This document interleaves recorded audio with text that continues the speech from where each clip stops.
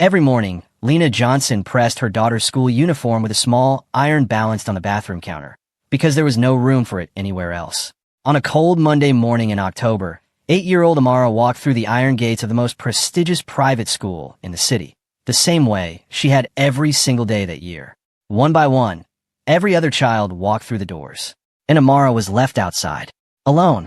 What no one knew, not the parents, not the staff, not the woman who had engineered the whole thing, was that the quiet man watching from across the street carried a secret that would change everything. Just before we get back to it, I'd love to know where you're watching from today, and if you're enjoying these stories, make sure you're subscribed. The cold hit differently on Monday mornings. There was something about the way October air settled over the city before the sun had fully committed to rising. Thin and sharp, carrying the smell of wet leaves and car exhaust, and something almost metallic that made your cheeks sting if you stood still long enough. Amara Johnson had learned this about Monday mornings. She had learned it the way children learn things they can't explain to adults.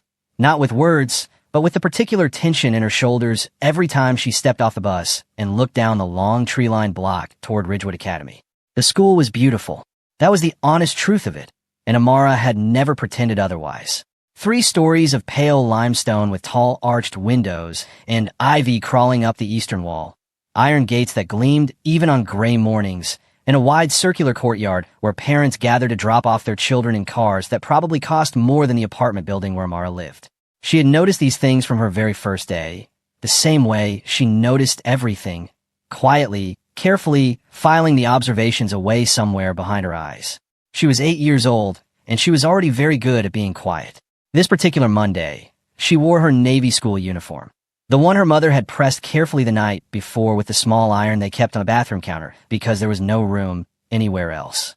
The collar was a little frayed at one edge, barely noticeable unless you were looking for it, and Amara knew without being told that some of the other mothers had noticed. She carried her blue lunchbox in one hand and her backpack on both shoulders because the zipper on the right strap had started pulling loose and her mother had safety pinned it, and if she only used one shoulder, the pin would dig in her arm. None of this bothered her especially. She liked school. She liked it more than almost anything. The way numbers arranged themselves into patterns if you stared at them long enough. The smell of the science room. The particular satisfaction of a completed worksheet where every answer was correct. She liked her teacher, Mrs. Clark, who had once kept Amara after class not because she was in trouble, but because she wanted to show her a book about bridges and structural engineering that she'd ordered specifically because Amara had mentioned once that she dreamed of building things. That was the school she was walking toward. That was why she got up every morning and pressed her uniform and packed her lunchbox and walked to the bus stop while it was still dark. The courtyard was its usual Monday morning chaos when she arrived. Luxury sedans and SUVs queued along the curved driveway, releasing children in crisp uniforms who bounded toward the entrance without a second look at their parents. Fathers in business suits checked their phones while mothers exchanged the particular kind of pleasantries that sounded warm but communicated status. Amara slipped through the gathered parents the way water moves around stones, finding the gaps, keeping her head down just enough to avoid eye contact without being rude about it. She reached the entrance a few steps behind Tyler Whitmore and his twin sister Cassidy, who were being walked in by their au pair. The front doors were propped open, warm light and the smell of floor wax and chalk spilling out into the cold morning.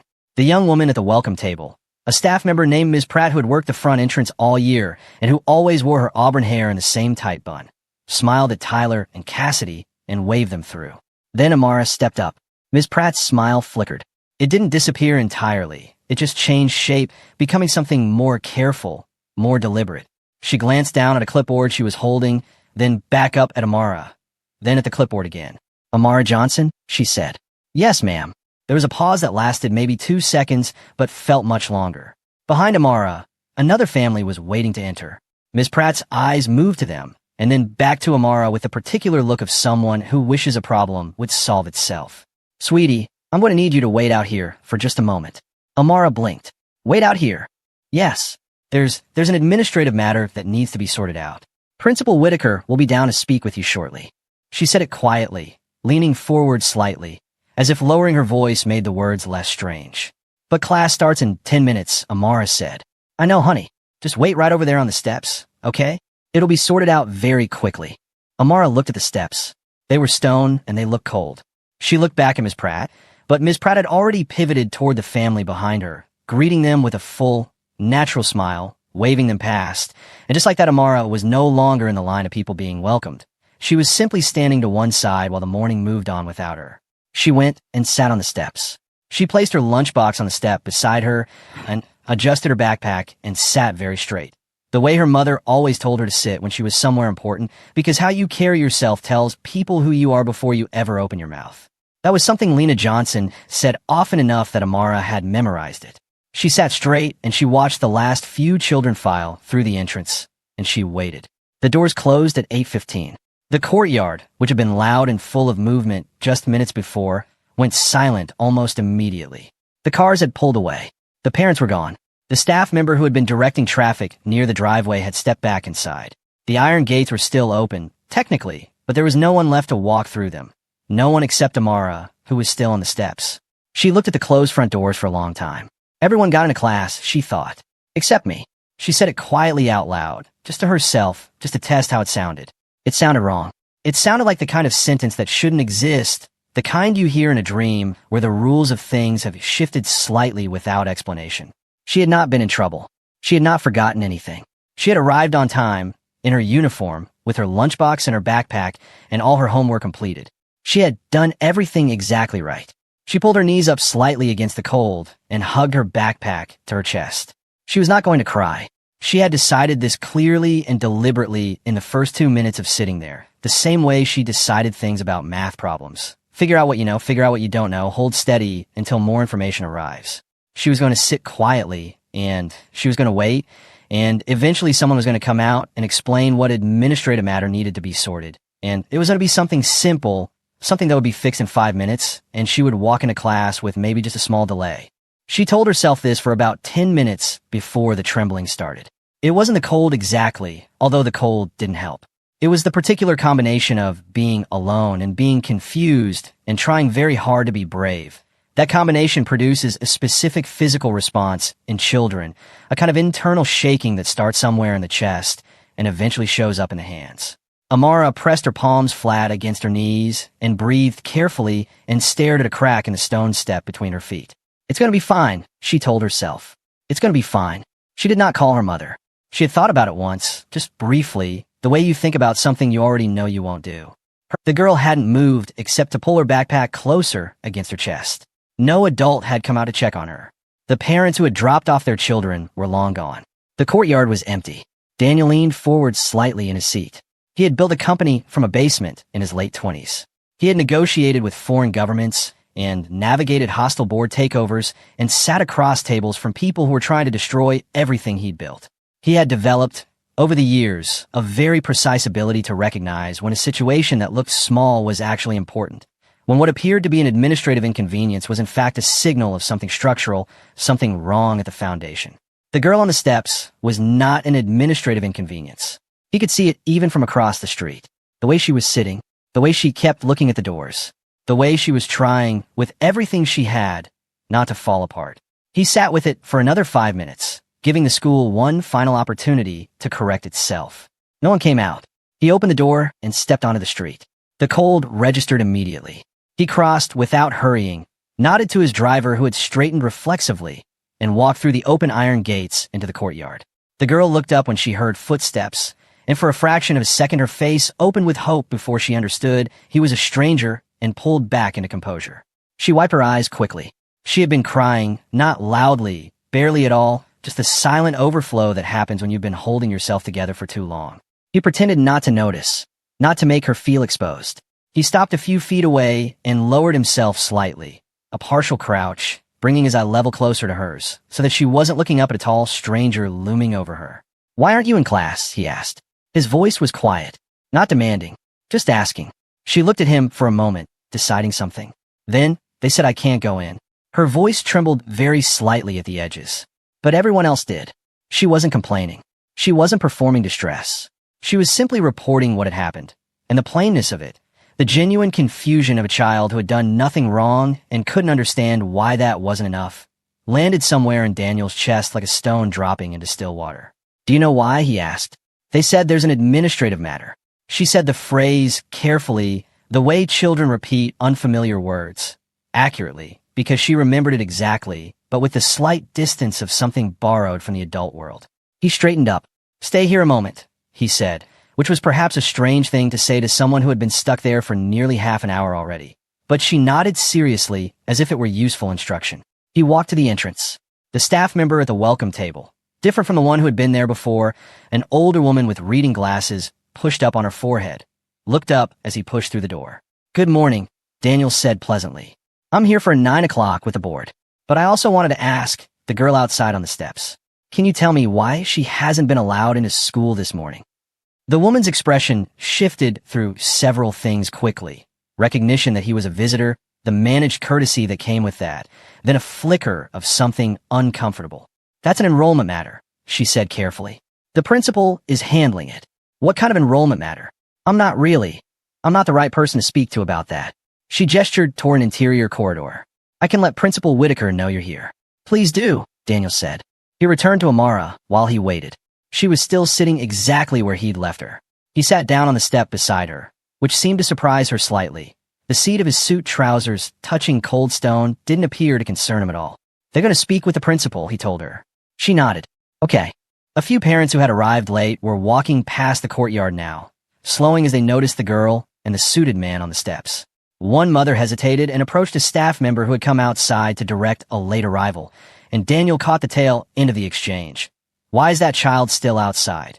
Before the staff member replied in a lowered voice, and the mother moved on with a troubled expression. "What's your name?" Daniel asked. Amara. "What grade are you in?" "Third." "You like school?" She looked at him. It was a direct look, the kind that children give when they're deciding whether a question deserves a real answer or a polite one. "Yes," she said finally. "I really like it. I like the science room especially. There's a model of a suspension bridge that Mrs. Clark lets me work on during free period." Principal Harold Whitaker was a man who had spent 22 years becoming very good at managing impressions. He was trim and silver-haired, dressed in the kind of navy blazer with a pocket square that communicated authority without aggression. His office smelled of coffee and wood polish, and everything on his desk was arranged to suggest order. Stacked files, a framed photograph of the school's last graduation, a small crystal award from the Regional Private School Association. He had the handshake of someone who had attended seminars on handshakes and the smile of someone who practiced it. When Daniel was shown in, Whitaker stood and extended that handshake with the particular warmth of a man greeting someone he needed something from. "Mr. Carter, welcome to Ridgewood. We're very much looking forward to our conversation today." He gestured to the chair across from his desk. Daniel sat. He did not smile the way Whitaker was smiling.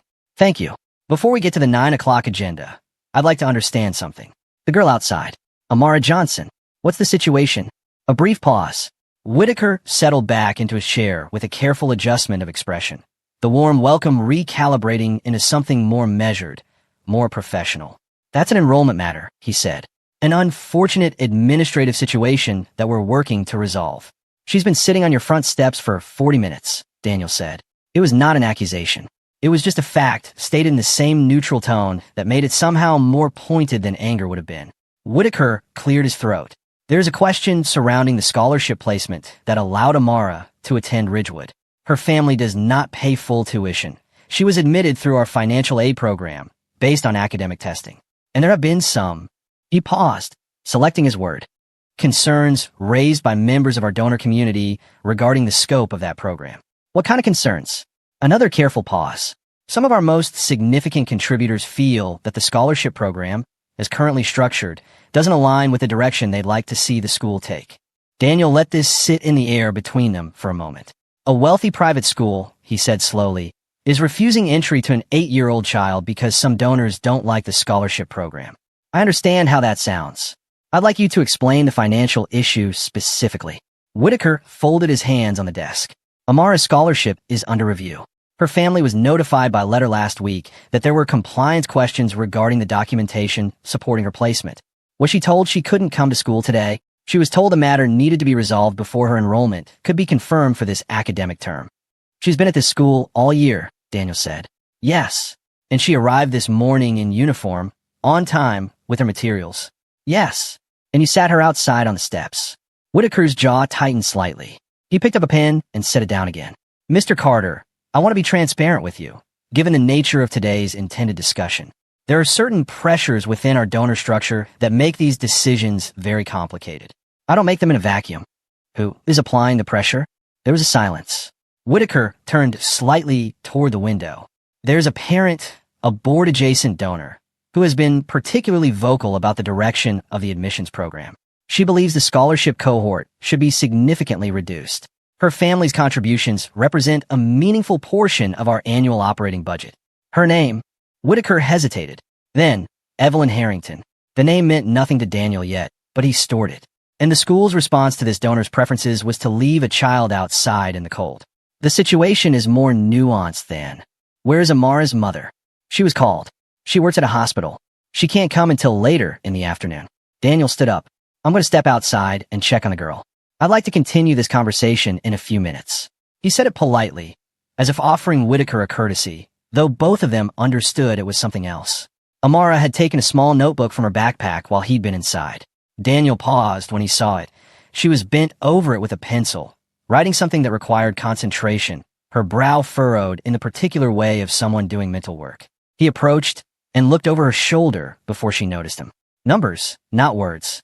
A long sequence of calculations spilling down the page in her careful 8-year-old handwriting. You brought homework to sit on the steps? He said. She looked up quickly. I didn't want to fall behind, she said. And there was no self-pity in it, just the matter-of-fact logic of someone who had decided how to spend available time efficiently. He sat down beside her again. What are you working on? She showed him a notebook. It was not third-grade work. He had enough mathematical background to recognize that immediately. The problem she was working through involved a pattern sequence that would typically appear in 5th or 6th grade at the earliest, and possibly not until middle school depending on the curriculum. She had written the pattern, identified the underlying rule, extended the sequence, and was now working on a proof-style explanation of why the rule held. Where did you get this problem? He asked. I made it up, she said. Well, I saw a simpler one in a book, and I wanted to see what happened if I changed one of the conditions. She pointed to a line in the middle of the page. It got more complicated, but I think the same rule still works. I'm trying to show why. Daniel looked at the notebook for a long moment. Then, what do you want to be when you grow up? An engineer, she said immediately. A structural engineer. I want to design bridges. Or buildings. Things that hold things up. She said this without any of the tentativeness children sometimes use for big dreams, as if she was worried they sound foolish. She said the way she said everything, plainly and precisely, as a fact. Ridgewood has a good science program? He asked. The best one in the city for my grade level, she said. There are 2 real engineers who come and teach special classes on Thursdays. And they have a 3D printer in the lab. She looked down at her notebook. I was supposed to have my first session with a 3D printer today. 3rd period. She said it quietly, with no particular drama, but the weight of it landed clearly. Daniel took out his phone and sent a short message to his assistant. Research Ridgewood Academy board structure. All donor relationships. Board meeting schedule. Scholarship program details. Everything you can find in the next 30 minutes. He slipped the phone back in his pocket. Your mother is coming later? He asked Amara. I didn't call her, Amara said. She's at work. She has 2 shifts today. She knows what's happening. The school called her, but she can't leave until her supervisor lets her go. Amara's pencil moved in a small absent circle on the corner of the page. She's going to be worried. She always gets worried. She paused. She works really hard so I can go here. I don't want her to have to leave work and lose her pay because of something I didn't do wrong. Daniel watched her for a moment. You know it's not your fault, he said. Whatever they're sorting out inside, it's nothing you did. She looked at him. I know, she said, with a certainty that surprised him. I just don't understand it. His phone buzzed. He glanced at it. A preliminary message from his assistant, just the first layer of what they'd found, but it was enough to make something sharpen behind his eyes. He typed back, keep going. Specifically look at donor-linked conditions on admissions. And find out who Evelyn Harrington is. He stood up. I'm going back inside to speak with the principal again, he told Amara. And I'm going to make sure you get a class today. She looked up at him with the careful expression of a child who has learned not to rely too heavily on promises made by adults she doesn't know. You don't have to do that, she said. I know, he said. But no child should sit outside while everyone else is learning. He walked back through the front doors. And this time when the staff saw him coming, something in his manner had shifted. There was a quietness to it that was different from the quietness of a polite visitor. It was the quietness of someone who had decided something. Within 20 minutes, Daniel's assistant had confirmed what he had begun to suspect. The scholarship program was not merely under political pressure. It was being quietly dismantled. Amara Johnson was not an isolated case. She was the first visible one. And buried in the school's board communications was a name that kept appearing: Evelyn Harrington. A real estate developer. A major donor. A woman whose son had recently lost a prestigious academic award to a scholarship student. To Amara Johnson. Daniel stood in the corridor outside Whitaker's office, reading the summary on his phone, and felt something settle in a place in his chest. The particular stillness that came when a situation clarified itself completely, when what had looked like an unfortunate administrative incident revealed itself to be something else entirely. This wasn't paperwork. This was power being used against a child. He knocked on the office door, stepped inside, and began asking the questions that would change everything. The hallway outside Principal Whitaker's office smelled like floor wax and old coffee, and Amara had been sitting in it for 20 minutes now. Someone, one of the junior administrative staff, a young woman named Ms. Briggs who had the look of a person perpetually apologizing for things that weren't her fault, had finally come outside and told Amara she could wait inside the building, at least. She'd been shown to a row of padded chairs against the wall opposite the main office window, chairs that were meant for parents waiting on appointments, and she had settled into one with her backpack on her lap and her notebook open on top of the backpack. She was still working on the same sequence problem. The hallway had its own sound, the distant blur of classroom activity leaking under closed doors, the occasional click of heels on linoleum, the low murmur of adult conversations happening just out of earshot. Amara could hear, if she concentrated, the specific sounds of third period beginning down the hall. The rattle of the science room cart being wheeled out. Mrs. Clark's voice carrying a greeting that Amara recognized, even muffled by distance and walls. She did not look up from her notebook when she heard it, but her pencil paused for a moment before continuing. Down the corridor, out of sight, Daniel Carter was seated across from Principal Whitaker again. This time the conversation had a different quality. The careful dance of the first meeting had been replaced by something more direct, and Whitaker had the expression of a man who had realized, too slowly, that the visitor across from him was not who he had assumed. Daniel's assistant had sent 3 separate messages in the last 30 minutes. Daniel had read each one with the particular focused attention of someone processing information in real time, and what the messages contained had solidified something that had been forming since the moment he'd watched Amara wipe her eyes on the front steps. "Walk me through the board structure," Daniel said. "Who are the voting members with direct donor relationships?" Whitaker shifted. "That's somewhat outside the scope of what I thought today's conversation would cover. Humor me." The principal folded his hands and recited the composition of the board with a careful, measured tone of someone deciding which details to volunteer and which to withhold. 12 voting members. 7 were parent representatives. 5 were community and donor affiliates. Of those 5 affiliates, 2 had direct financial relationships with the school that went beyond standard donation. They had, in Whitaker's delicate phrasing, structured giving arrangements. Meaning their donations came with conditions, Daniel said. Whitaker didn't answer directly. He looked at the middle distance and said, "Philanthropic relationships with institutions are often complex. One of those structured arrangements involves Evelyn Harrington." The pause before Whitaker's response lasted long enough to be its own answer. Mrs. Harrington is one of the school's most significant long-term supporters. Her giving is conditional on admissions policy. I wouldn't characterize it quite so. How would you characterize it? Whitaker turned slightly in his chair. Outside his window, the school's back courtyard sat empty in the gray morning light. Clean and well-maintained, the kind of courtyard that appeared in the school's promotional materials. He looked at it for a moment. Mrs. Harrington has expressed strong views about the direction of the school's student profile. She has made clear that her continued support is connected to whether the school shares her vision. And her vision is a school with no scholarship students. Her vision, Whitaker said carefully, is a school that maintains what she calls academic and social consistency. Daniel looked at him. "Her son lost an academic award to Amara Johnson," he said. It was not a question. His assistant had confirmed it in the second message. A regional STEM competition 8 weeks ago. Amara had placed first in her age category. Evelyn Harrington's son, Brandon, had placed third. Whitaker said nothing, which was itself a kind of answer. "How long has the scholarship elimination plan been in development?" Daniel asked. Another pause. Longer this time. "There's been a board-level discussion about restructuring the financial aid program," Whitaker admitted. "Nothing has been formally decided, but it's far enough along that Amara Johnson was denied entry to school this morning." That was, Whitaker stopped. Started again. "There was communication sent to the family regarding a documentation review." Did the family receive that communication in enough time to address it? A third pause. Whitaker picked up his pen and set it down. The letter went out last Thursday, he said, for a Monday enrollment hold. Silence. On a scholarship student, Daniel continued, whose mother works double shifts at a hospital and can't access administrative offices during working hours. Whitaker looked at his desk. Whatever version of this conversation he had rehearsed in the 5 minutes between Daniel's first visit and his return, it had not prepared him for this particular quality of quiet persistence, the kind that didn't raise its voice because it didn't need to. I want to understand something, Daniel said.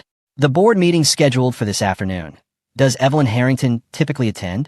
She attends most board meetings, yes, in an advisory capacity. Will she be there today? I believe so. Daniel nodded slowly. Good, he said. I'll look forward to speaking with her. Amara heard the door before she saw it open. She looked up from her notebook as Daniel stepped back into the hallway, and something in the steadiness of his expression, not a smile exactly, but a certain settledness, made the tight coil of tension in her chest loosen very slightly. He came and sat in the chair beside her rather than standing over her, which she had noticed he always did. Most adults stood when they spoke to children.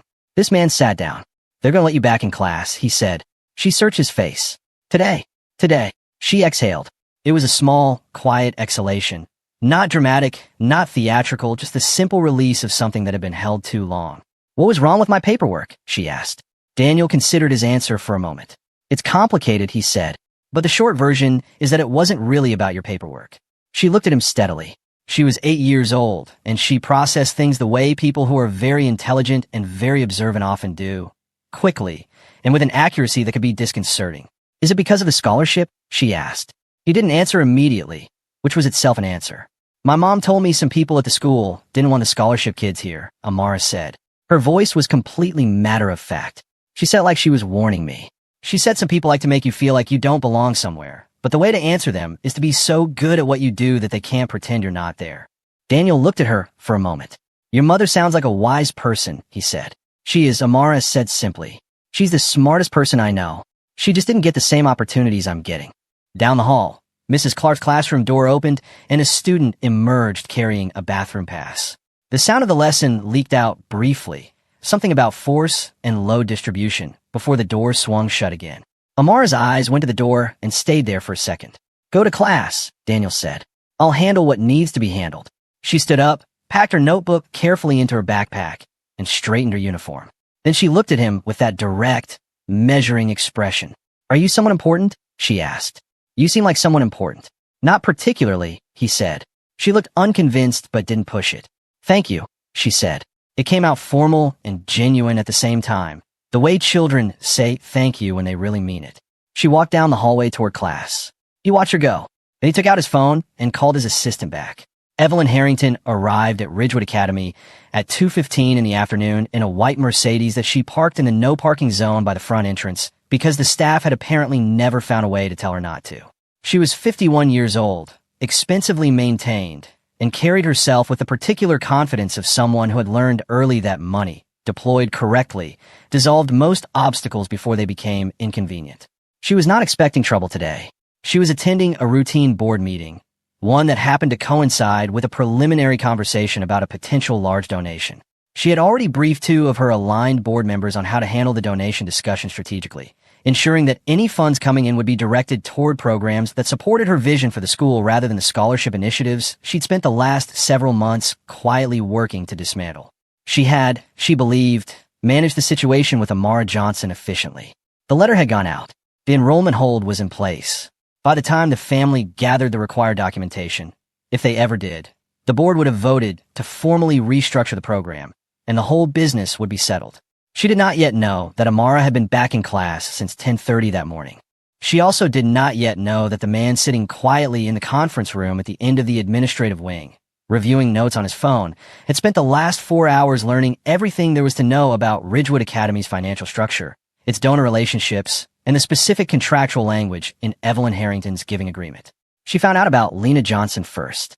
She was walking through the front office when she saw her, a woman in a hospital janitorial uniform, still wearing the badge from her shift, sitting very upright in one of the waiting chairs with her hands folded in her lap.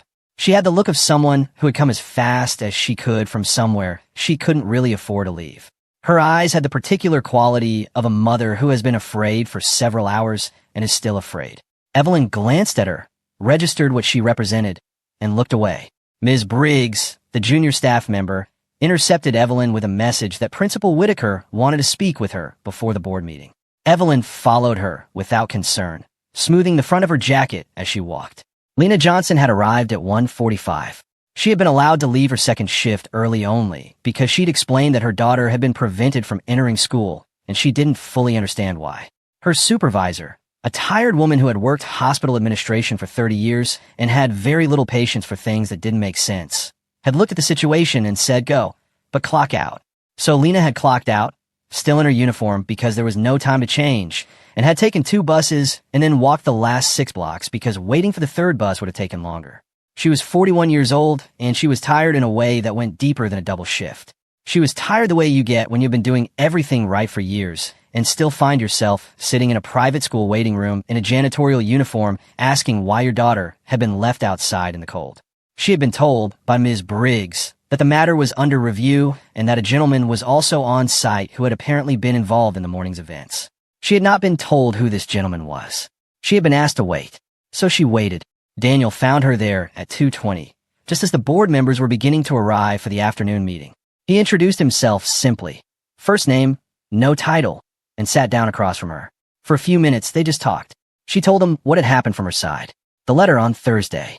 Coming home from her shift to find it on the kitchen table where Amara had left it, weighted down with a spoon so it wouldn't blow off. Reading the phrases enrollment, compliance review, and documentation requirements, and feeling her stomach drop. Spending most of Friday on the phone with the school office, being transferred 3 times, finally being told by someone she couldn't get the name of that it would likely be resolved by early next week. I sent Amara this morning because she wanted to go, Lena said. Her voice was steady, but her hands weren't entirely. She said, Mom, I'm not going to miss the 3D printer session over a letter. And I thought, if the school has an issue, they'll tell us when we get there. We'll sort it out at the front desk. She looked at her hands. I didn't think they'd leave her on the steps. She handled it with remarkable composure, Daniel said. Lena looked at him. She always does, she said. That's the part that breaks my heart. She's 8 years old, and she already knows how to hold herself together when things aren't fair, because she's learned that falling apart doesn't help. Daniel was quiet for a moment.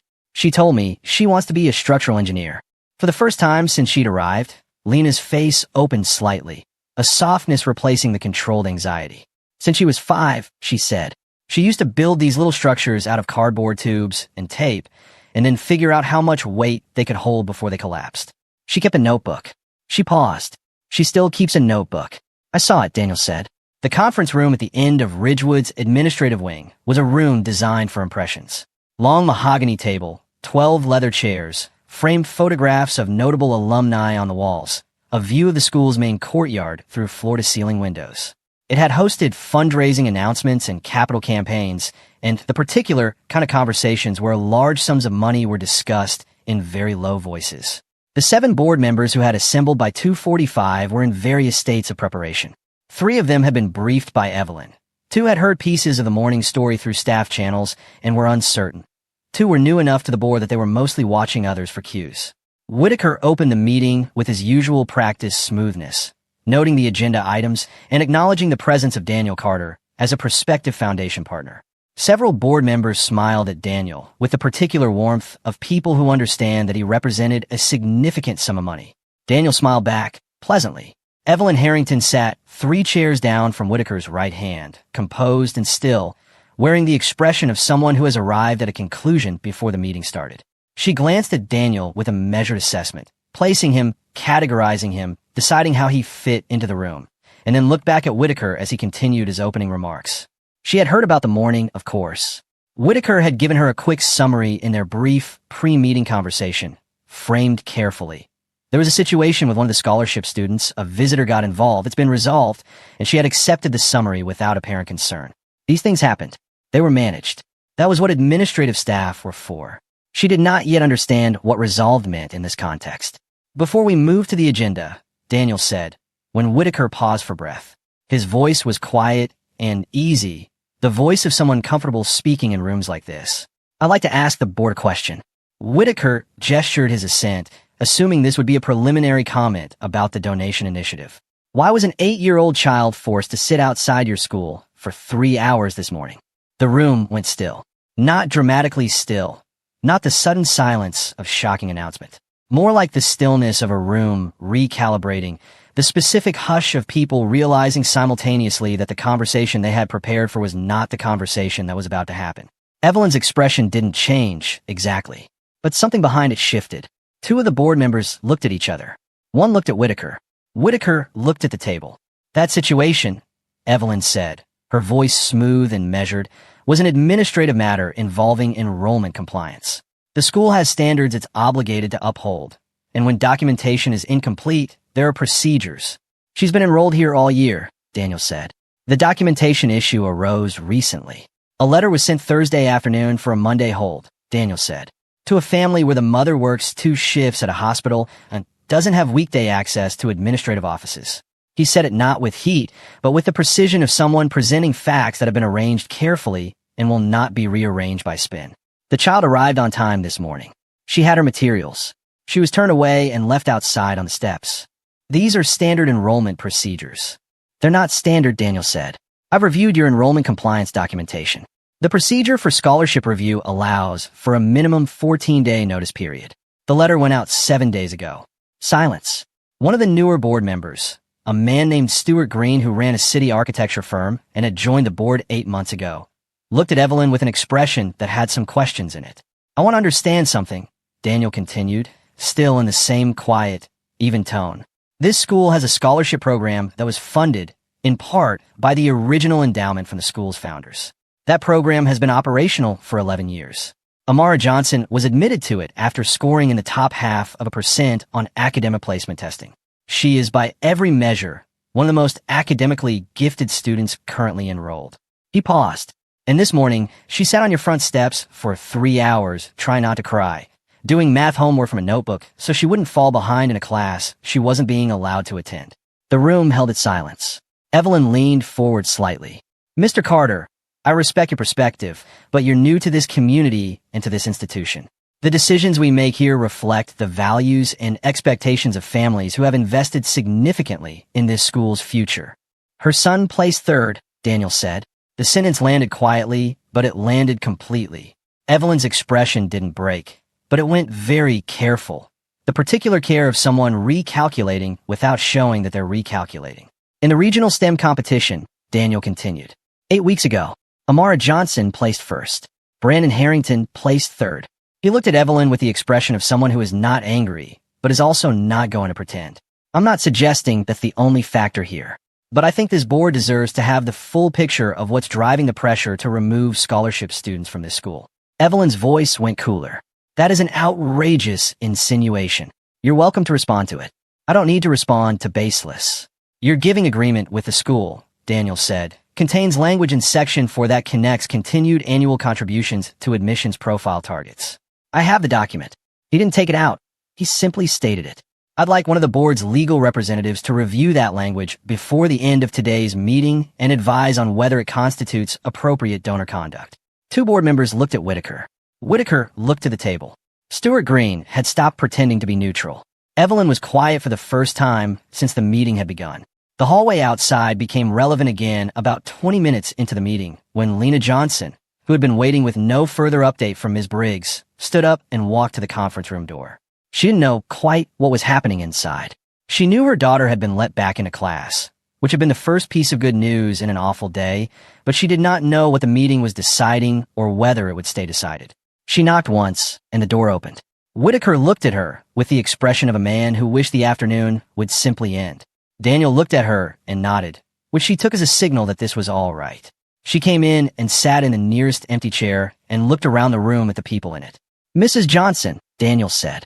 The board was just beginning to discuss the future of Ridgewood's scholarship program. I thought you should be here. Evelyn looked at Lena with an expression that was not quite contempt, but lived in that neighborhood. The reflexive dismissal of someone in a janitorial uniform sitting at a mahogany conference table. She looked away quickly, but not quickly enough. Lena noticed. She noticed everything, the way her daughter noticed everything, because that was where Amara had gotten it from. Daniel saw the look too. He looked at Evelyn for a moment without expression. Then he looked back at the board. I want to be straightforward with everyone in this room, he said. I came to Ridgewood today intending to discuss a $40 million foundation initiative. My team had identified this school as a potential lead partner in a national program for gifted students from underrepresented backgrounds. He paused. I watched this school leave one of those students outside on its front steps. So the conversation has changed. Stuart Green leaned forward. What are you proposing? If Ridgewood is willing to formally protect and expand its scholarship program, with binding policy changes rather than statements of intent, I will still bring the initiative here. The funding, the national recognition, the partnership with university engineering departments that our program involves. Daniel looked around the table. But if this board decides that one donor's preferences are more important than a child's right to learn, I'll take the program to a school that doesn't. The silence that followed was different from the earlier silences. It had the quality of arithmetic, people doing calculations quietly behind their faces. Evelyn's voice, when it came, had lost some of its smoothness. You cannot come into this institution for one morning and threaten to dismantle. I'm not dismantling anything, Daniel said. I'm offering a choice. Protect the program and grow with us. Or don't. He looked at her steadily. But if the story of this morning becomes public, and it will because that's how these things work, I want this board to have made a clear decision it can stand behind. Lena had been quiet through most of this. Now she said, not loudly, not with performance, just steadily, my daughter studies every night. She reads ahead in her textbooks. She teaches herself math that isn't in the curriculum because she can't help it. It's just how her mind works. She looked around the room. She wants to be an engineer. She wants to build things that last. And this morning she sat on your steps, and try not to cry because somebody with more money than her didn't want her here. She stopped. Let's sit. I need to know if this school is going to be the kind of place where that can happen again. The board members were quiet. Stuart Green looked at Whitaker. We need to hear from legal about that donor agreement, he said. His voice had the tone of someone who has decided something. Today, Whitaker nodded slowly. Evelyn's jaw was tight. She looked at Daniel with an expression that carried something beyond frustration, a dawning recognition of how the terrain had shifted beneath her. She had walked into this room holding what she believed were all the significant cards, and the cards had turned out to belong to someone else. If you withdraw your funding, Daniel told her quietly, with no satisfaction in it, just a plain statement of fact, I'll replace every dollar. And more. The room was absolutely still. So the question before this board, he said, looking at each of the members in turn, isn't about money. It isn't even really about policy. He settled back slightly. The question is what this school is actually for. And I think everyone in this room, including you, Harold, already knows the answer. You've always known it. Today is just the day someone made you say it out loud. Through the conference room window, in the courtyard below, the end-of-day bell rang. 30 seconds later, students began streaming out of the building into the afternoon. Laughing, shouting, chasing each other in that particular release of energy that follows a full day of being required to sit still. In the middle of the flow, unhurried, carrying her backpack on both shoulders with the safety pin still on the right strap, Amara Johnson walked out into the daylight. She stopped on the courtyard steps, the same steps she had sat on that morning, and looked up at the sky for a moment. Then she sat down to wait for her mother. She took out her notebook. The board meeting adjourned at 3:15 without a final vote. It had been Stuart Green who suggested it, quietly, practically, in the tone of someone who understood that decisions made in heated rooms tend to get unmade in calmer ones. We need the legal review first, he said, and enough board members nodded that Whitaker had little choice but to agree. The meeting would reconvene the following morning at 9. Any votes on policy would wait until then. Evelyn Harrington left the conference room without speaking to anyone. Her heels were sharp and deliberate on the linoleum, the sound of someone moving through a space they intend to reclaim. She did not look at Lena as she passed. She did not look at Daniel. She looked straight ahead through the glass front doors to where her white Mercedes sat waiting in the no parking zone with the particular certainty of a vehicle that has never once been ticketed. She was gone before the other board members had finished gathering their things. Daniel watched her go. He had seen this type of exit before.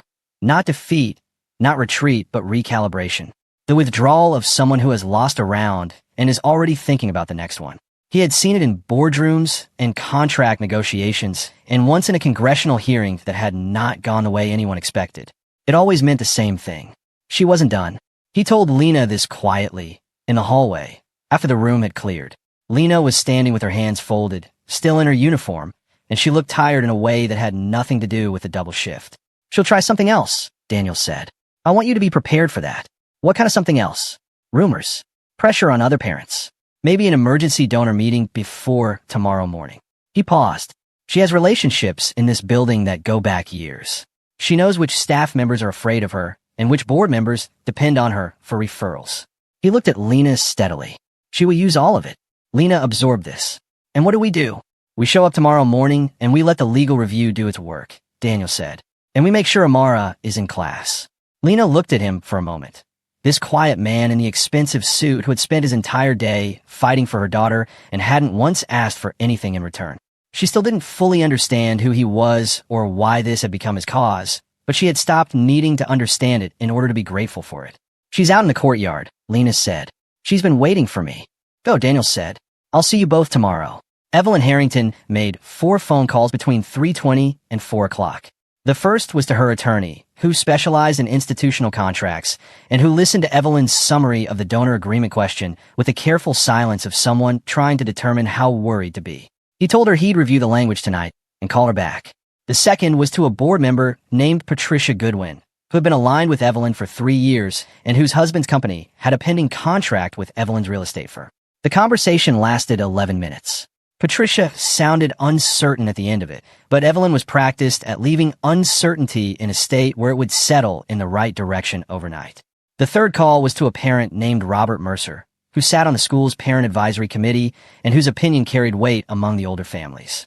Evelyn framed the situation carefully, a wealthy outsider arriving without invitation and attempting to leverage a personal donation into control over the school's admissions policies. She used the phrase institutional sovereignty twice. Robert Mercer said he'd think about it, which was enough. The fourth call was to a contact at the city's second largest newspaper, who was not a reporter but knew reporters. Evelyn was careful here. She didn't give details. She asked, in the abstract, whether a story about outside interference in a private school's governance would be interesting to anyone. Her contact said it might depend on who the outsider was. Evelyn said she'd follow up. What she didn't know, while she was making these calls, was that something had already been set in motion inside the school that she couldn't reverse. The teacher's lounge at Ridgewood was a small room off the second-floor corridor that smelled like burnt coffee and whiteboard marker and the particular staleness of a space where people eat lunch quickly over conversations they don't have time to finish. At 4:15, when the students were gone and the administrative staff were beginning to close up for the day, teachers gathered in it. Mrs. Patricia Clark had taught 3rd grade at Ridgewood for 9 years. She was 53, methodical, and had the kind of institutional loyalty that was real, but conditional. She loved the school the way you love something you've invested years in, but not so much that she pretended hadn't done something wrong. She had watched Amara Johnson arrive that morning. She had been told not to interfere. She had spent the next 7 hours being professionally furious about those two things existing simultaneously. Around the table with her were 2 other teachers, James Fowler from 4th grade and Sandra Webb, who ran the science program, and Ms. Briggs, the junior administrative staff member who had been quietly miserable all day. I want to know what's happening tomorrow, Mrs. Clark said. The board is reconvening, Ms. Briggs said. She was technically not supposed to share board business, but she had gotten past the point of caring about that particular rule. There's a legal review of one of the donor agreements. Evelyn Harrington's, James Fowler said. It was not a question. Ms. Briggs said nothing, which answered it. She won't let this go quietly, Sandra Webb said. Sandra ran the science lab that Amara loved. She had taught the girl every Thursday for 6 weeks, and had already told Mrs. Clark privately that she had never seen a child that age engage with structural concepts the way Amara did. She'll go after the parents tonight. She'll have half of them convinced by morning that this is about some outsider trying to take over the school. Then we say something before she does, Mrs. Clark said. Say something to who? The other teachers. The parents who aren't in her pocket. She looked around the table. Parents trust teachers. If we make clearly, directly, that Amara Johnson is one of the most gifted students this school has ever had, and that what happened this morning was wrong, some of those parents will listen. She paused. This school has been good.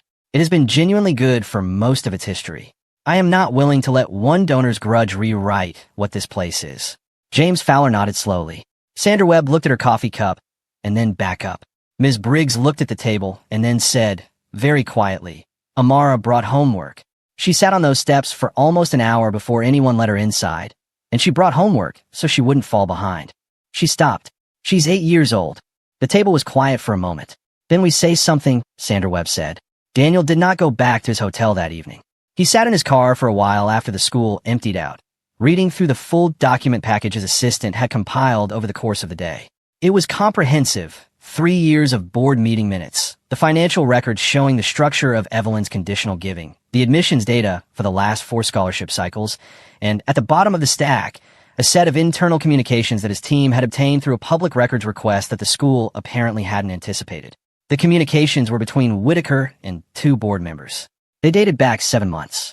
They discussed, in the careful passive voice of people who know they're writing something that could be read later, the goal of reducing the scholarship cohort to 0 within 2 academic years. Amara had been one of 11 scholarship students currently enrolled.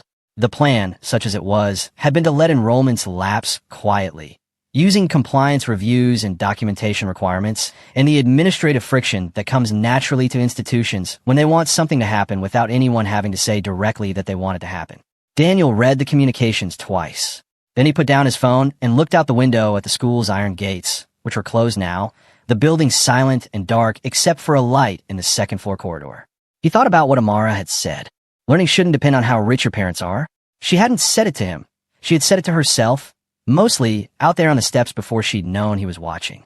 A small, honest observation from a child who had spent the morning discovering something unfair about the world and had arrived at the essential principle of it with the directness of someone who doesn't yet know they're supposed to soften these things. He thought about something else. Something that had been sitting at the edge of his attention since Lena had mentioned it in that brief hallway conversation before the board meeting. A name she'd said while explaining Amara's love of engineering. A man who had also loved mathematics, who had also kept notebooks. Daniel picked up his phone and sent a message to his assistant.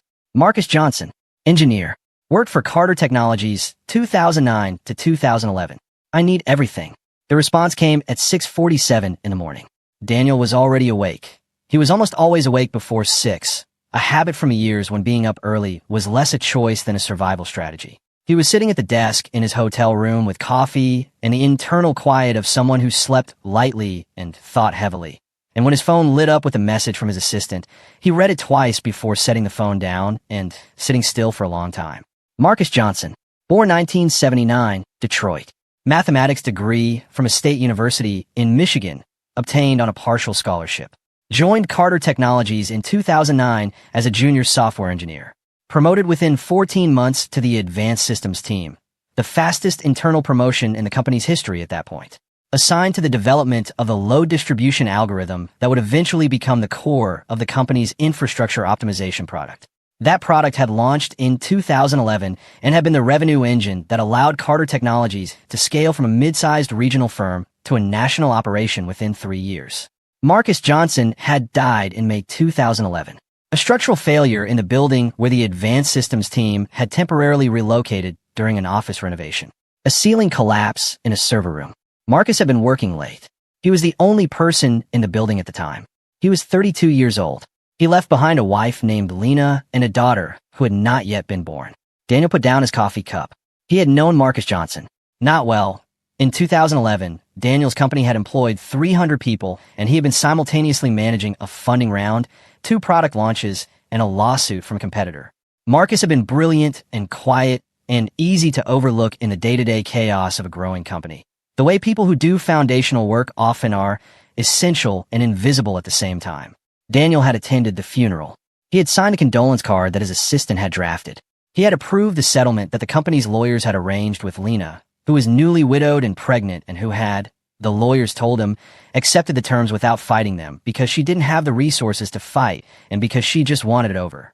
Daniel had not thought about Marcus Johnson in years. Not deliberately.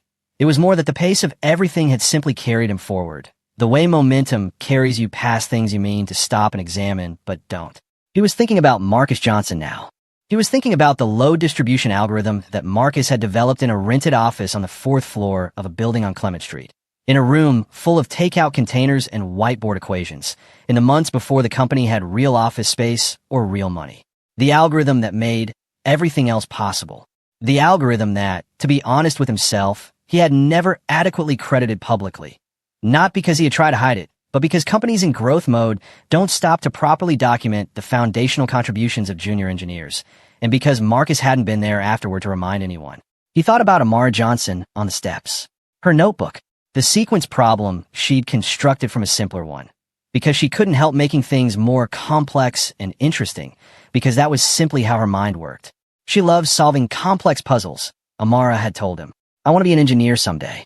He thought about Lena Johnson in her janitorial uniform at the mahogany table, saying, she can't help it. It's just how her mind works. He picked up the phone again. Where did Lena Johnson go after the settlement? What happened to the family? The second message came back within the hour. Lena had moved twice, first to her sister's apartment in another city, then back to the city 2 years later when the sister moved away. She had been working hospital support jobs for the last 6 years. She had, in the period immediately after Marcus's death, attempted to enroll in an evening nursing program, but dropped out after 1 semester because of childcare costs. She had never pursued legal action beyond the initial settlement. Daniel read the message and thought for a while about the word settlement, about what it meant when a company's lawyers arranged one quickly with a grieving widow who was pregnant and had no resources to hire her own legal team, about what accepting the terms looked like from inside that apartment in the aftermath of a loss that was sudden and total and left you with a baby coming and no income and a settlement figure that the lawyers had presented as generous because there was no one in the room to tell you it wasn't. He called his personal attorney at 7:15. The call lasted 22 minutes. He called Lena at 8 o'clock. He had her number from the school's emergency contact form, which Ms. Briggs had provided the previous afternoon. He introduced himself fully this time.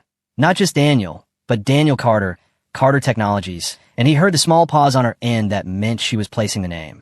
I need to speak with you in person before the board meeting, he said. Are you able to come to the school early? I can arrange for Amara to be received by Mrs. Clark directly. Another pause. What's this about? Lena asked. It's about Amara, he said, and about something I should have done years ago. They met in a small room off the main corridor. Not the principal's office, not the conference room, just a quiet space with 2 chairs and a table that was normally used for parent-teacher conferences. Lena arrived at 8:20. She had slept, but not well. She was not in her uniform today, a dark green sweater and jeans, her hair pulled back, and she looked more like herself than she had the previous afternoon, which made the conversation both easier and harder. Daniel told her about Marcus. He told her all of it, the algorithm, what it had meant for the company, the growth that it had enabled. He told her about the accident and how he had processed it at the time, which was inadequately, and why, which was the honest and uncomfortable reason of someone who had been moving too fast to stop. He told her about the settlement, and what he now understood about the conditions under which she had accepted it. He did not try to excuse any of it. He stated it plainly, the way Marcus had always solved problems. No unnecessary decoration, just the structure of the thing laid out clearly. Lena was quiet through most of it. She sat with her hands folded on the table, and she listened with the particular quality of someone receiving information they need to hold carefully because it changes the shape of something they have been carrying for a long time. When he finished, she was still for a moment. Then, you knew him. I knew his work better than I knew him, Daniel said. And I should have known him better. She looked at the table. He talked about the company like it was going to change everything, she said. He was so excited about what they were building. He used to come home and explain the problems to me. I didn't always follow the math, but I loved listening to him. She stopped. He was so sure it was going to matter. It did matter, Daniel said. More than we ever publicly acknowledged. Lena looked at him. Her eyes were bright, but she wasn't crying. She had the contained quality of someone who had processed grief so many times and in so many ways that it no longer broke open, just moved through her like weather. What are you telling me? She asked. I'm telling you that Carter Technologies owes Marcus Johnson a debt that it never properly repaid, Daniel said, and that Amara is carrying her father's gift in that notebook she never puts down, and I intend to make sure she has every possible resource to develop it. He paused. I want to establish a permanent scholarship in Marcus's name, not just here, nationally, for gifted students in engineering and mathematics who come from families without financial means. He looked at her directly, and I want to talk to my legal team about revisiting the settlement. The original terms were not fair, and you signed them under circumstances that didn't give you real choice. The room was very quiet. Lena looked at her hands for a long time. When she looked up, something in her expression had shifted. Not relief exactly, and not joy, but the particular quality of a weight that has been carried so long it had stopped feeling like a weight and had started feeling like just the shape of things, and then someone pointed at it and said that shouldn't be there, and the recognition of that was its own complicated thing. Does Amara know? She asked. About her father? In your company? Not yet, Daniel said. That's your decision. When and how she learns that is entirely yours. Lena nodded slowly. She knows he was a mathematician, she said. She knows he was brilliant. I've always told her that. A pause. I never told her about the settlement because I never wanted her to feel like the thing that came from his death was money that wasn't enough. She looked at the window. I wanted her to know him through the work, through what he loved. She does, Daniel said. She absolutely does. Outside, the school was filling up. Parents arriving for drop-off. Teachers gathering in the corridor before the first bell. The quiet infrastructure of a school morning. Lunchboxes and forgotten permission slips, and children who ran when they weren't supposed to run and slowed to a walk the moment a teacher appeared. Amara walked through the front gates at 8:35 with her backpack on both shoulders and her notebook tucked under one arm.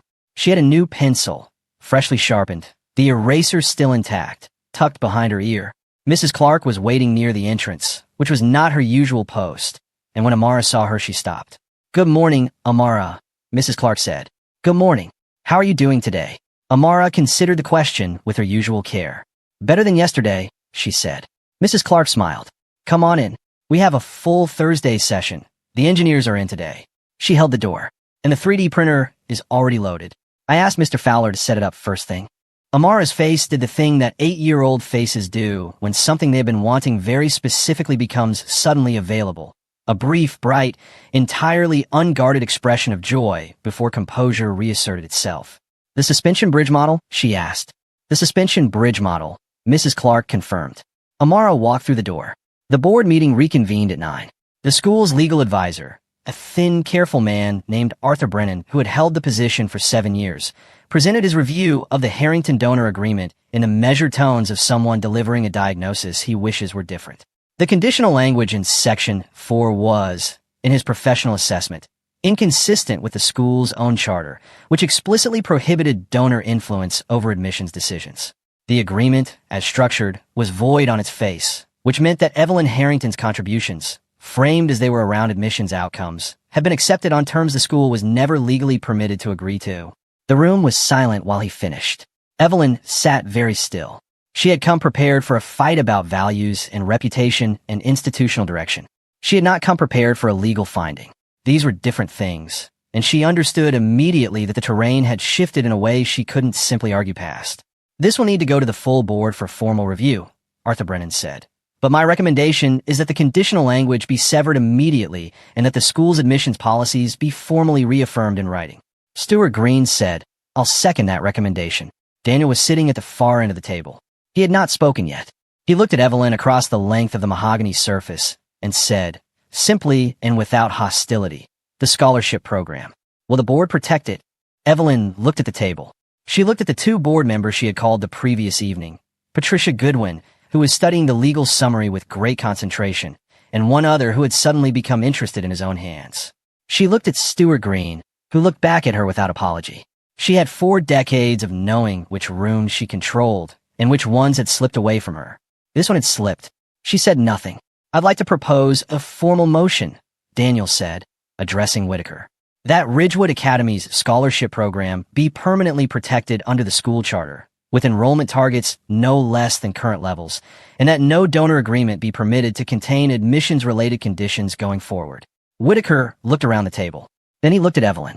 She was still looking at the table. He called the vote. It passed 7-1. Evelyn Harrington's was the single dissenting vote, delivered in silence, without a word spoken. She stood up, picked up her portfolio, and walked out of the room. This exit was quieter than the one the day before. It had the quality of a final thing rather than a temporary one. Daniel looked at Lena, who had been sitting just inside the door. She was not smiling exactly, but her eyes were the eyes of someone who has just watched something complicated resolve into something simple and true, and is taking a moment to let that be real before the next thing begins. "Thank you," she said to Daniel. "It's a start," he said. "The program's protected. The rest of it is going to take time." "I know about taking time," Lena said. Down the hall, in the science room, the sound of the 3D printer beginning its work was barely audible, a soft mechanical hum, purposeful and steady, building something small and precise and meant to last. The story broke on a Thursday. It wasn't the story Evelyn Harrington had been trying to plant. Her contact at the newspaper had made a few calls, asked a few questions, and then, as these things sometimes go, the questions had led somewhere entirely different from where Evelyn had intended. A source inside the school, identity protected, had described not an outsider interfering with governance, but something much simpler and much more damaging. a private school leaving a scholarship child outside on its steps while her classmates attended class. The headline read, "Ridgewood Academy under fire after gifted 8-year-old denied entry while wealthy classmates walked past." By 9 in the morning, it had been shared 1,100 times. By noon, 2 television stations had sent crews to film the school's exterior. By 3 o'clock, the story had been picked up by a national education news outlet, and the comments were running 300 to 1 in the direction of outrage. Evelyn Harrington had been trying to start a fire pointing one way. The wind had carried it somewhere else entirely. Principal Whitaker called an emergency staff meeting at 7:30 that morning before students arrived. He stood at the front of the faculty room, looking like a man who had not slept and had recently been on several phone calls he hadn't enjoyed, and he said, with a directness that was new for him, "I want everyone to know that the school's position, as of this week's board vote, is that the scholarship program is protected and that what happened Monday morning should not have happened. That is the official position, and it is also my personal one." Mrs. Clark, sitting in the third row, looked at him for a long moment. Then she nodded once, which was her version of acceptance. James Fowler had already spoken to 2 parents that morning. One's Evelyn had apparently contacted 2 nights ago, and both of them had called him back after reading the news story to say they were appalled. One of them, a father named Gregory Booth, whose daughter had been in Amara's class all year, said he intended to write to the board directly. Sandra Webb had been stopped in the parking lot by a reporter who asked if she could comment on Amara Johnson as a student. She had said, on record and without hesitation, "Amara Johnson is one of the most naturally gifted students I've taught in 20 years of science education. What happened to her on Monday was a failure of this institution, and I'm glad the board has moved to correct it." The quote ran in the afternoon edition. Daniel had anticipated the media attention. He had not orchestrated it, but he had prepared for it, the way you prepare for weather you can see coming without being able to stop it. He had spoken with his own communications team the previous evening and given them a single instruction. When asked about his involvement, keep it simple, keep it honest, and keep the focus on the scholarship program rather than on him personally. He had also made a decision overnight about Marcus Johnson. He had thought about it carefully, the way he thought about everything that mattered, at length, in quiet, without rushing to a conclusion. He had considered whether making the story public was the right thing or whether it was the kind of gesture that looked like generosity but was actually about managing his own conscience. He had sat with that question honestly, because he had learned over the years that the difference between those two things was important and not always easy to see. In the end, he had called Lena. "I want to tell people about Marcus," he said, "about what he contributed and what was owed to him, but not without your permission, not without your guidance on how and what." Lena had been quiet for a moment. Then, "He deserved to be known," she said. "He deserved it then, and he deserves it now. Tell the truth about what he built." "I will," Daniel said. "And Daniel," a pause, "tell it like he was a man, not like he was a symbol. He liked bad science fiction movies, and he burned everything he cooked, and he used to read Amara engineering textbooks as bedtime stories even before she could understand them." Another pause. "Tell it like that." "I will try," Daniel said. The public meeting was held at Ridgewood that evening. It had been arranged hastily. The school's auditorium, folding chairs, a microphone at the front, and it filled up in a way that Tuesday's board meeting had not. Parents who had been silent were no longer silent. Teachers who had spent years being careful were done being careful. 3 school board members attended. Whitaker sat in the front row looking like a man who had accepted that tonight was not about him and was trying to be acceptable with that. Evelyn Harrington did not attend. Lena spoke first. She stood at the microphone in the dark green sweater she'd worn to the school that morning, and she spoke for 6 minutes without notes. She talked about Marcus, how he had grown up with nothing and built everything he had from mathematics and stubbornness and a genuine belief that intelligence was the one thing nobody could take from you. She talked about the years after his death, the small apartment, the double shifts, the evening nursing program she'd had to leave. She talked about Amara's first time in a school science lab, how she had come home and sat at the kitchen table and drawn diagrams for 2 hours straight, explaining to her mother every piece of equipment she'd seen. She talked about Monday morning. "My daughter sat on those steps," she said, "and she didn't call me because she didn't want me to lose a half-day's pay. She's 8 years old, and she was protecting me." She stopped, steadied herself. No child should have to do that. No child should have to decide that her education is a luxury her family can't afford to defend. The auditorium was absolutely still. Daniel spoke second. He spoke about Marcus Johnson, the algorithm, the work, the brilliance that had been foundational and under-celebrated. He said the name clearly and without qualification. Marcus Johnson built something that mattered, and Carter Technologies owes him an accounting that it never gave. He said this into a microphone in a school auditorium full of parents and teachers and reporters, and he said it knowing it would be quoted and knowing that was right.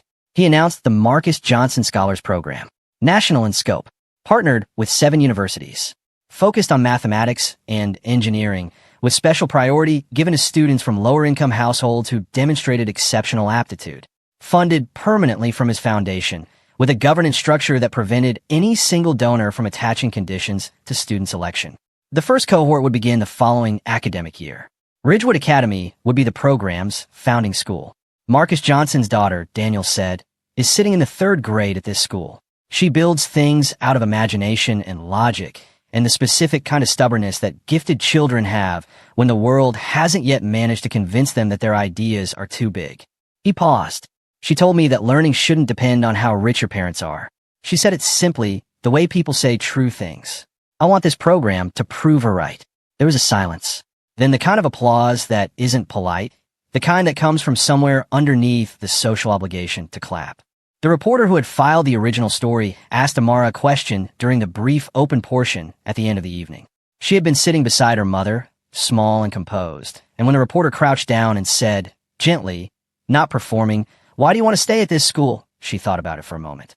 Then she said, "Because learning shouldn't depend on how rich your parents are." The reporter wrote it down. It ran as the final line of the next morning's story, under a photograph of Amara standing in front of Ridgewood's iron gates. She was wearing her Navy uniform. Her backpack was on both shoulders. She was looking directly at the camera with an expression that was not defiant and not pleading, just clear, the way things look when they have been decided. The story was shared 40,000 times by noon. 3 days after the public meeting, Evelyn Harrington resigned from Ridgewood's board. The statement was brief and managed by her attorney. A mutual decision, different directions, grateful for years of service. It did not mention Monday morning or scholarship programs or the legal finding about conditional donor agreements. It was the kind of statement written entirely to say nothing while appearing to say something gracious, and nobody was fooled by it, but nobody needed to be.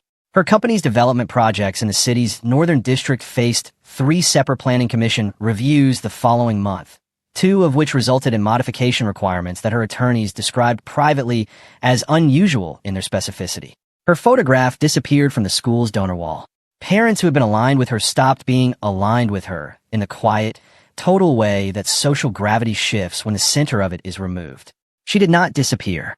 People with that kind of money and that kind of network rarely disappear entirely. But she became smaller, which was its own kind of consequence. The particular reduction that happens when the room you walk into no longer adjusts itself around you. The morning after the board vote and the public meeting, Amara walked through the front gates of Ridgewood Academy at the same time. She always did. The difference was in what she walked into. Mrs. Clark was at the entrance, not because she had been assigned there, but because she had chosen to be. She smiled at Amara in a way that was different from the careful professional warmth of before. It was the smile of someone who had made a decision to be fully on a child's side and felt clear about it. 2 other students from Amara's class, a girl named Sophie Garrett and a boy named Kevin Miles, were waiting near the courtyard with the specific social energy of children who have overheard adult conversations and processed them into something simpler and more direct. "My mom says you're really smart," Sophie said. "I know," Amara said, which made Kevin laugh, and then Sophie laugh, and then the 3 of them walked into the building together.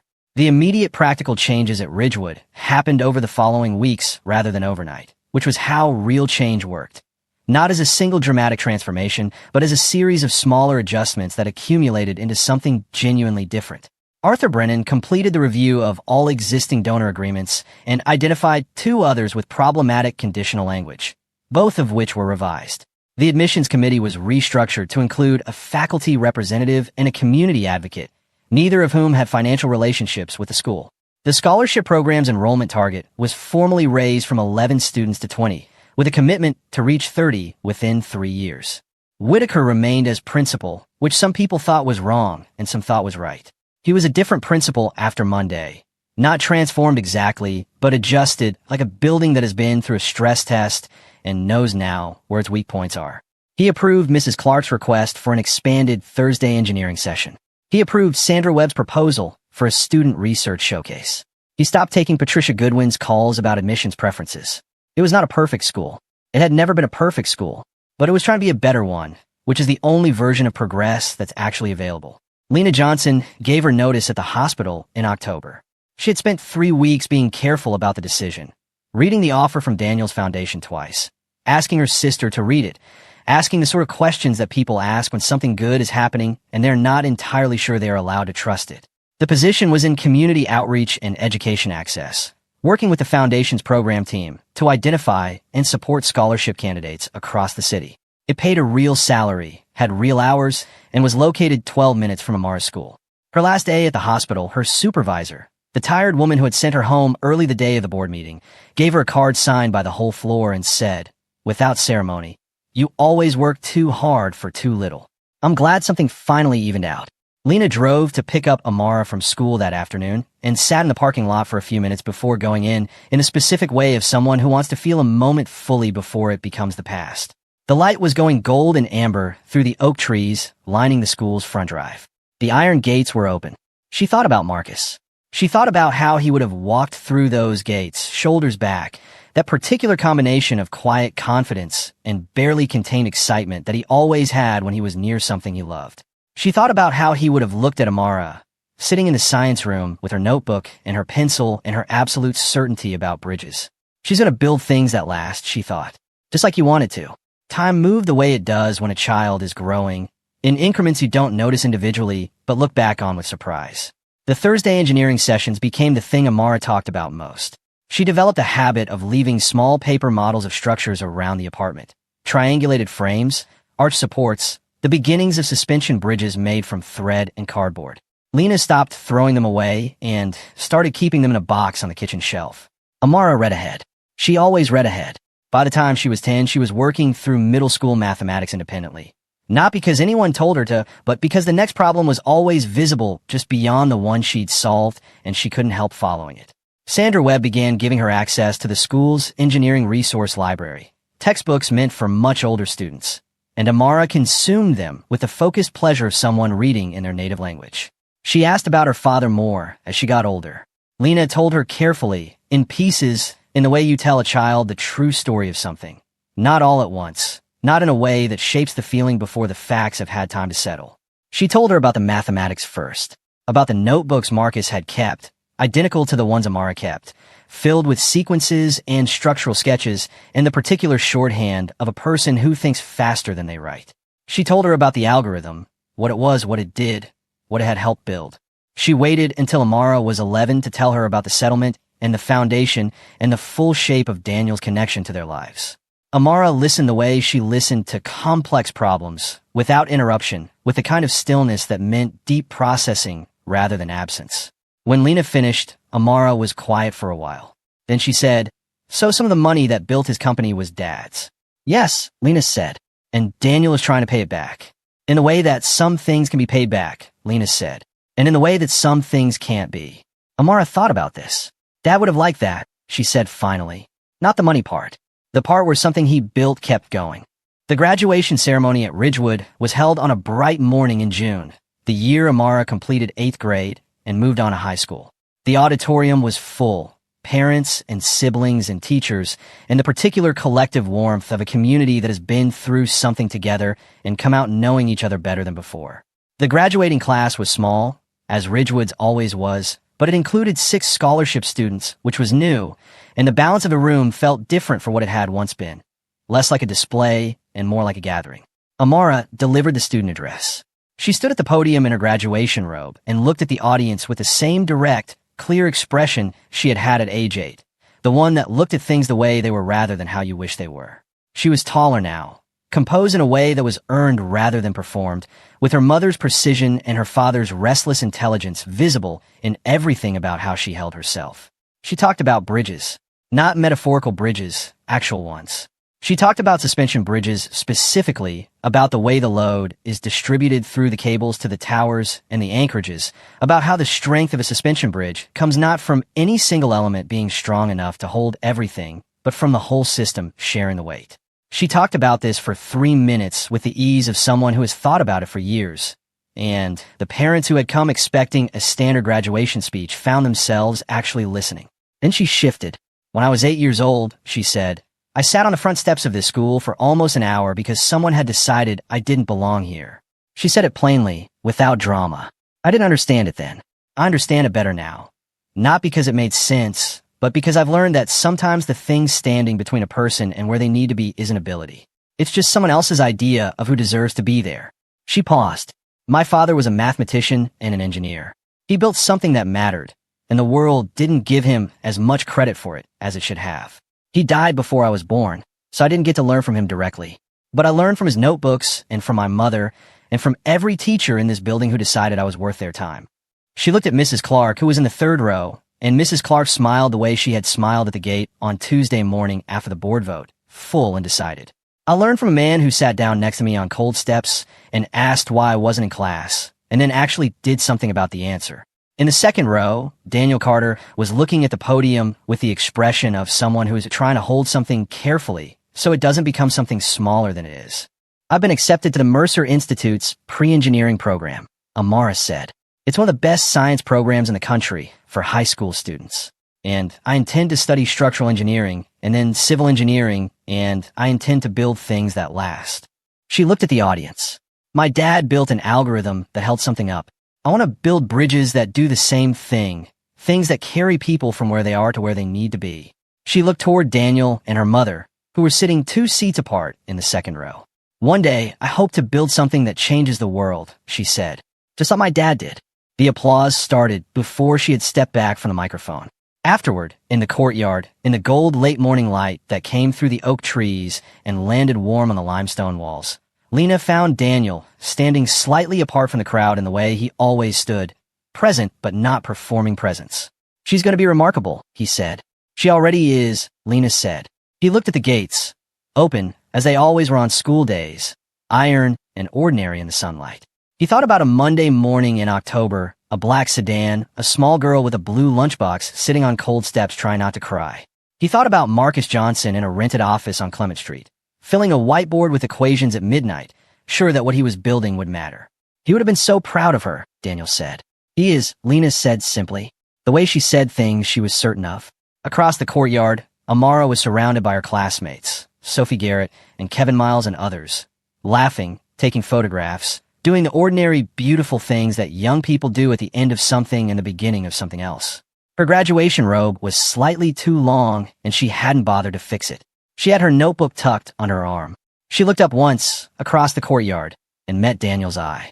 She raised the notebook slightly, a small gesture, almost private, more acknowledgement than wave. He nodded back. The future, already underway, continued. If a child's right to learn can be taken away this easily, what does that say about the world we've built for them? If this story moved you, hit like, subscribe, and stay close because the next story is going to hit just as hard.